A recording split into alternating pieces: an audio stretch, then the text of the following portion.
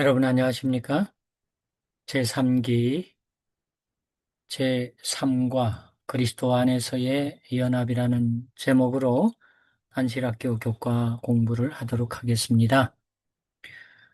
오늘 배울 내용 기억절 말씀은 고린도전서 1장 10절에 있는 말씀으로서 형제들아 내가 우리 주 예수 그리스도의 이름으로 너희를 권하노니 모두가 같은 말을 하고 너희 가운데 분쟁이 없이 같은 마음과 같은 뜻으로 온전히 합하라는 말씀이 되겠습니다. 제목처럼 연합은 그리스도의 뜻입니다. 그래서 그리스도 안에서의 연합을 어떻게 이루어 나갈지에 대하여 함께 말씀을 연구해 보도록 하겠습니다. 서론에 보시면은 어떤 그 집단의 결속이라든지 단합이라든지 또는 그런 연합에 대한 이야기를 하고 있습니다. 그러한 상황 가운데에서 충돌하는 파벌이 생기기도 한다는 이야기를 하고 있는데요. 특별히 이 고린도 교회에서는 교회 내의 분쟁과 파벌이 형성이 되어서 파벌 간에 어떤 그 논란의 일들이 있었던 그러한 교회에 바울의 편지를 통해서 이 문제들을 극복해 나가는 모습을 보여주고 있는 것을 공부하게 되겠습니다. 오른쪽에 보시면 위에 말씀 속으로 고린도전서 1장 12절로 17절에 함께 공부하게 될 내용의 본문의 말씀을 이야기하고 있습니다. 이 말씀에서 누구에게 침례를 받았나 하는 것으로 인해서 어떤 파벌과 같은 양상을 보여주고 있는 고린도 교회의 모습이지만 바울이 이 편지를 통해서 그 문제들을 해결하도록 이끌고 있습니다. 아래쪽 핵심 교훈은 교과 전체적인 내용을 아주 짧게 요약해 놓은 말씀인데요. 교회의 분쟁은 인간 중심의 시선과 미숙한 신앙에서 비롯된다. 이런 문제를 해결하기 위해서는 오직 십자가의 그리스도를 중심에 둘 때만 참된 연합이 이루어진다고 하는 것이죠. 그리스도의 마음을 품고 겸손히 섬기며 살아갈 때 교회는 하나 되어 세상에 복음을 증언할 수 있다고 하는 것입니다. 우리가 배우는 이 교과 내용들은 일단은 교재, 책을 중심으로 저자가 쓴 그 의도를 파악하면서 요약하는 것입니다. 그래서 책을 벗어나지 않고 책을 중심으로 요점을 정리해 나가보도록 하겠습니다. 넘기시면 일요일 제목에서 교회 안에 편가르기라, 편가른다. 고린도전서 1장 10절에서 너희 가운데 분쟁이 없이 어떤 분쟁이냐? 편가르는 분쟁입니다. 이런 것을 없애야 하기 위해서는 같은 마음과 같은 뜻으로 온전히 연합해야 한다고 하는 사상을 말하고 있는 것입니다. 그래서 고린도전서 전 4장의 중심 주제는 곧 연합에 대한 말씀으로 일목요연하게 설명하고 있다고 보시면 되겠습니다. 고린도전서 1장 12절로 17절에 앞쪽에 나와 있는 본문의 말씀인데요. 지역 지도자들을 중심으로 편을 가르는 행동들이 고린도 교회에 있었는데 나는 바울에게, 나는 아볼로에게, 나는 게바에게, 나는 그리스도에게 뭐 이런 그 어떤 침례를 준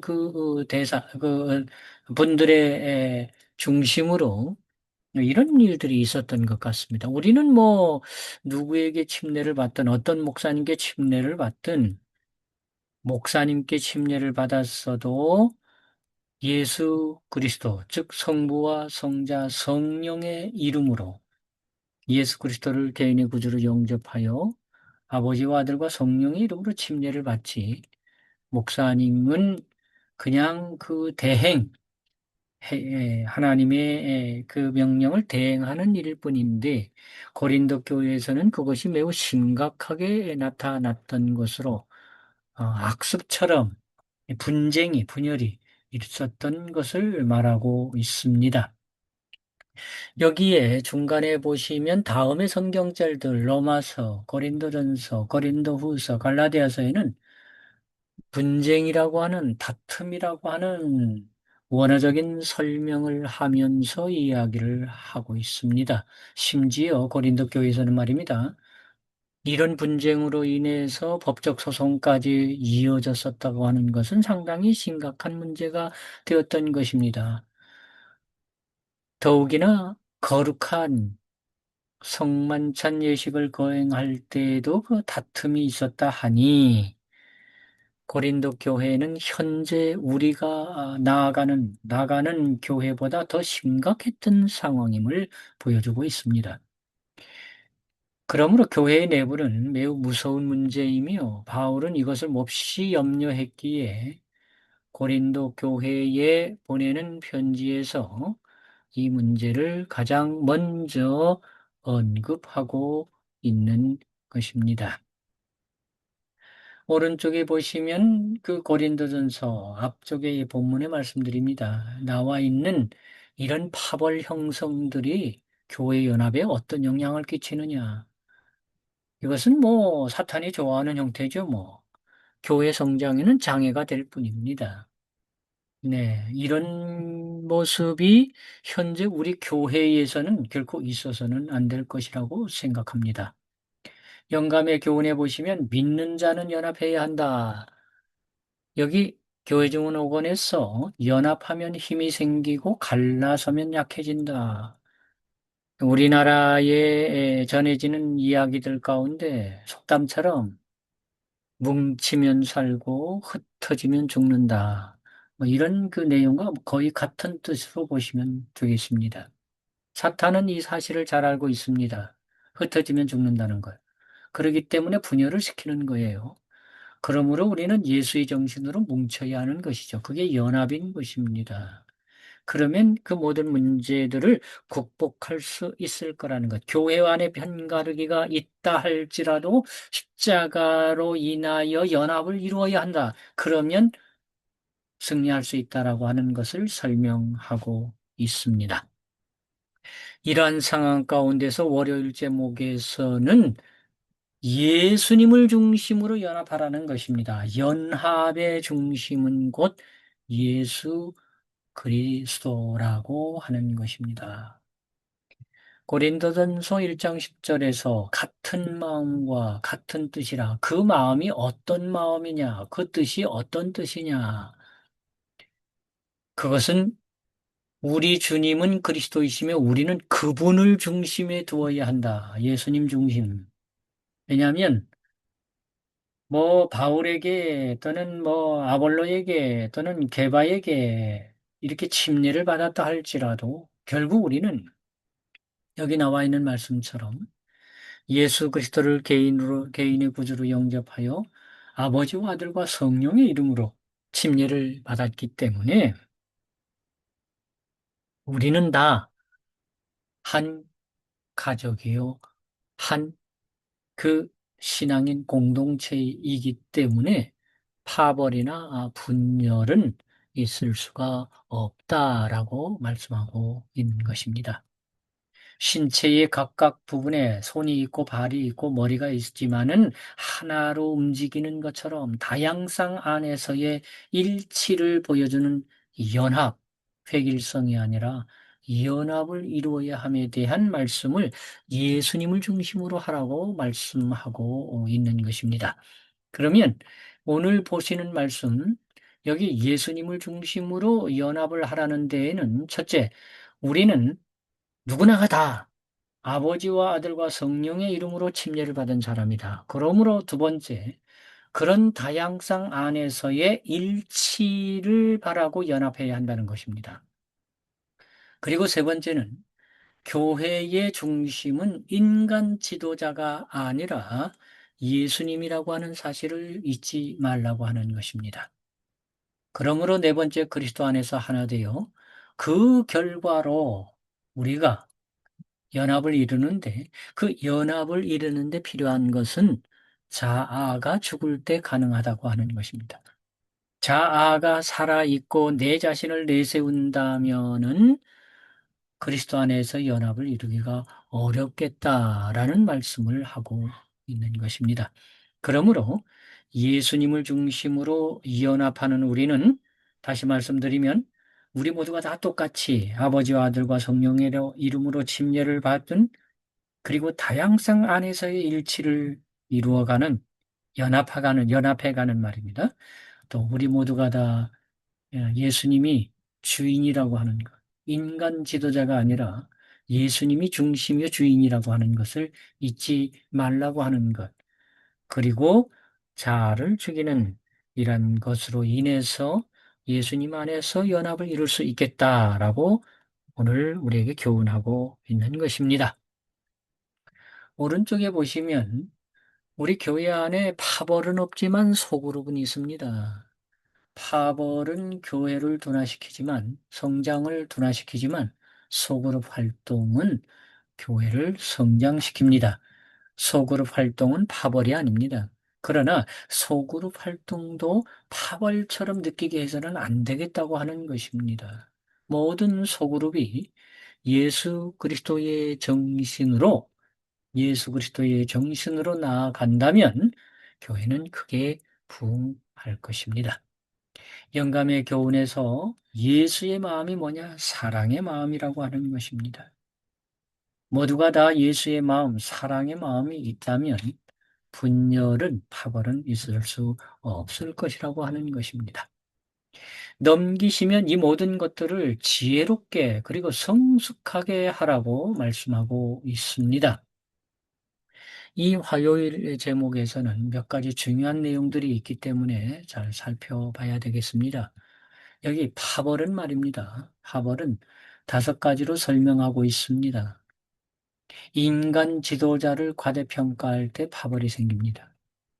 또한 이 파벌은 교회의 연합과 교인들의 영적 건강을 매우 위태롭게 하는 것이 파벌입니다. 이 파벌은 특정 지도자를 지나치게 중시하게 되고 이 모든 것은 타인들에게 해를 끼치는 영향을 가져온다고 하는 것입니다. 또한 이런 행동의 결과로 경쟁 분위기가 형성되면 교회가 진짜 분열될 수 있다고 하는 것입니다.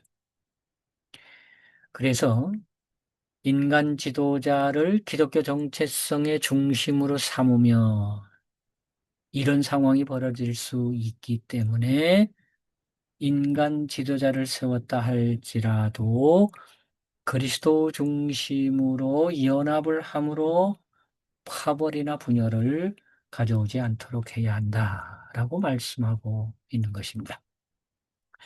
고린도전서 3장 1절로 4절에서 우리의 연약함, 인간의 연약함, 육신에 속한 사람들이기 때문에 시기와 분쟁이 일어날 수밖에 없다고 하는 것입니다.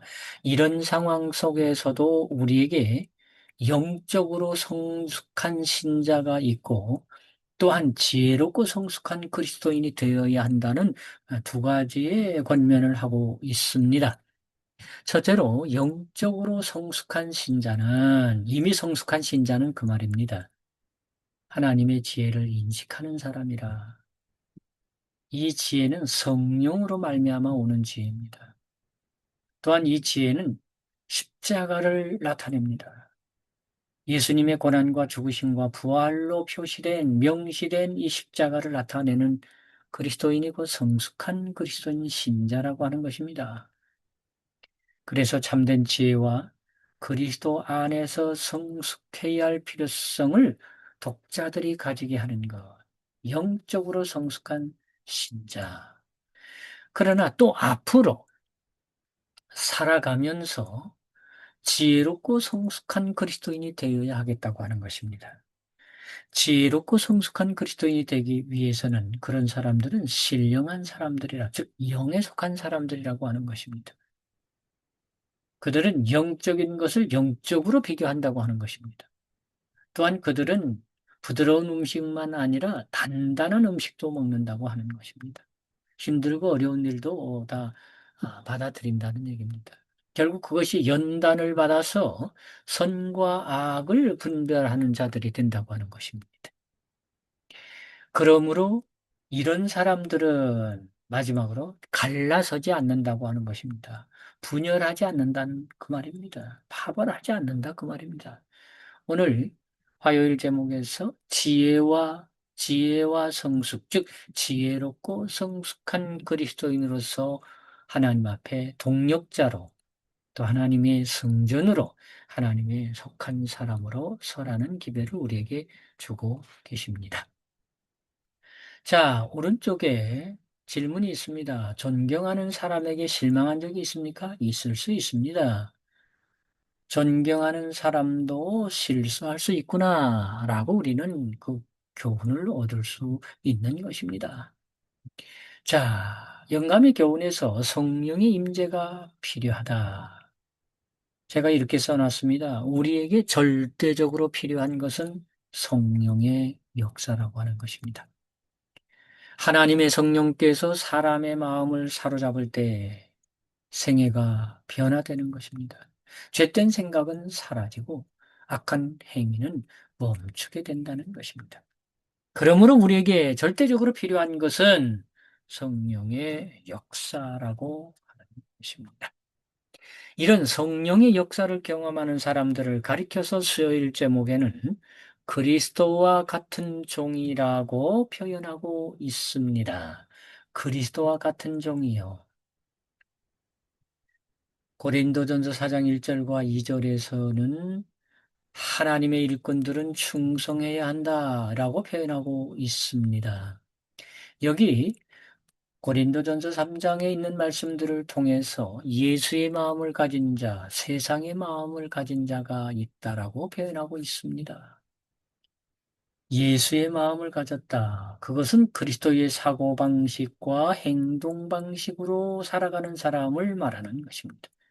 그리스도의 마음을 지녔다고 하는 것은 그리스도처럼 생각하고 행동한다는 것입니다. 이것이 곧 예수의 마음을 가진 영적으로 성숙한 그리스도인입니다. 그러나 세상의 마음을 가지게 되면 위험에 빠질 수 있음을 경고하고 있습니다. 예수의 마음이 어떤 마음이냐? 우리가 잘 아는 빌립보서 2장 5절로 8절에서 예수 그리스도의 마음, 우리도 이 마음을 가져야 한다라고 말하고 있습니다. 고린도전서 2장 16절에 우리가 그리스도의 마음을 가졌다.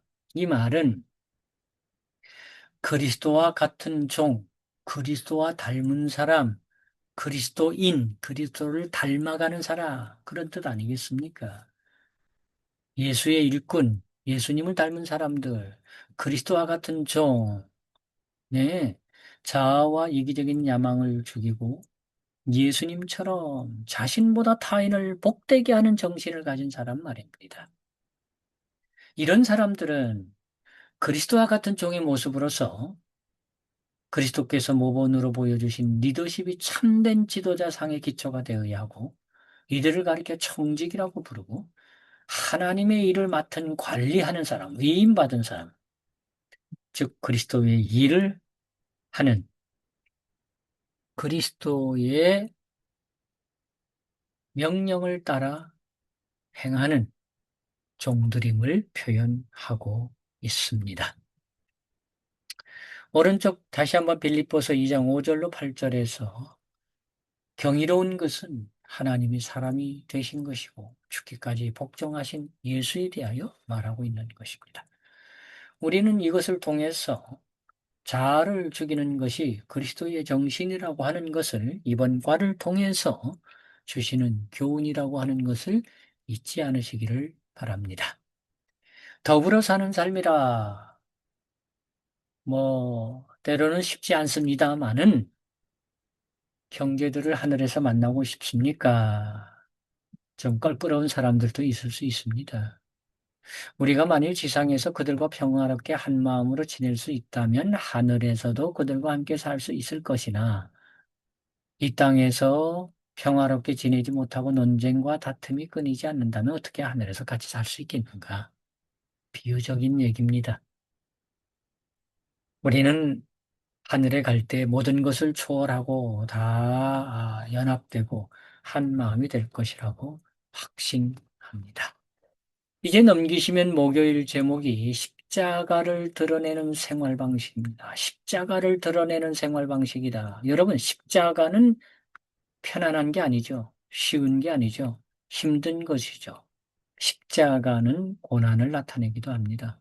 십자가는 시련을 나타내기도 합니다. 그런데 십자가를 드러내는 생활 방식이라 우리가 살아감에 있어서 십자가를 지는 일들이 생기겠지만은 그것을 기쁘게 지라는 말씀인 것 같습니다. 여기 위에 네모 박스는 이렇습니다. 하나님께서 세우신 지도자들은 우리는 교회를 이끄는 이들을 존중하고 도와야 한다. 왜요? 하나님께서 세우셨기 때문입니다.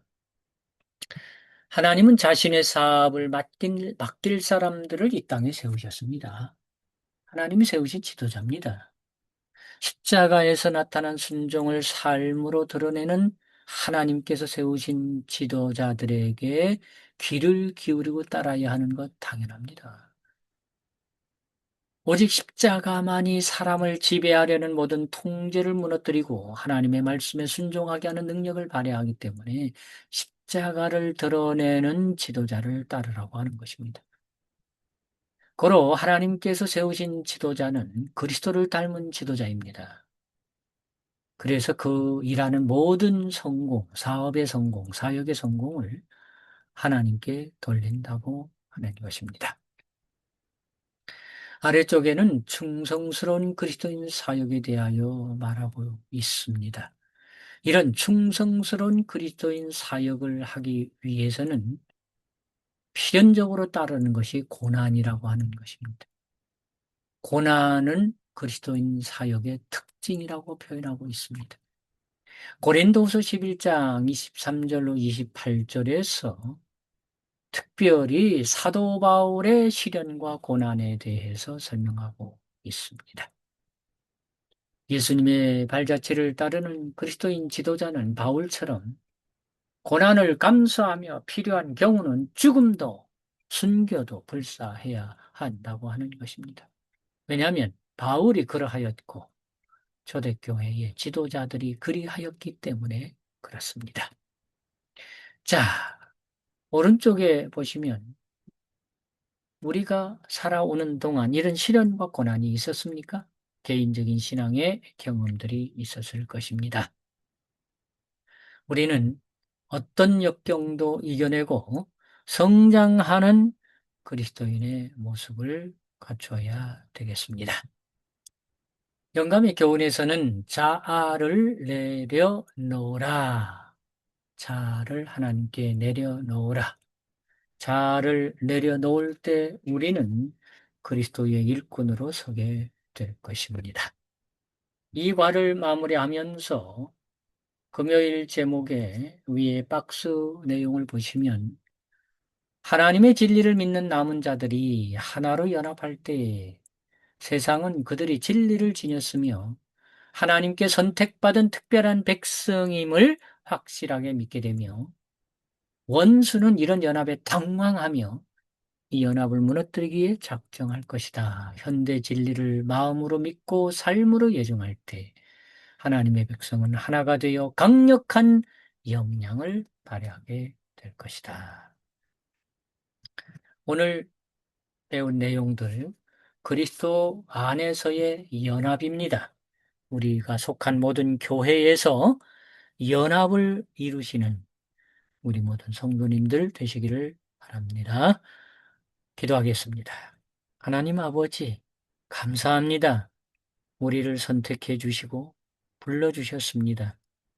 우리 안에 연합, 중요한 연합, 예수 안에서 예수의 중심으로 연합하는 믿음이 있게 하여 주옵소서. 이 과를 공부하면서 얻어진 교훈대로 연합을 이루어가는 우리 모두가 되도록 인도해 주시옵시기를 예수님의 이름으로 간절히 기도하옵나이다. 아멘.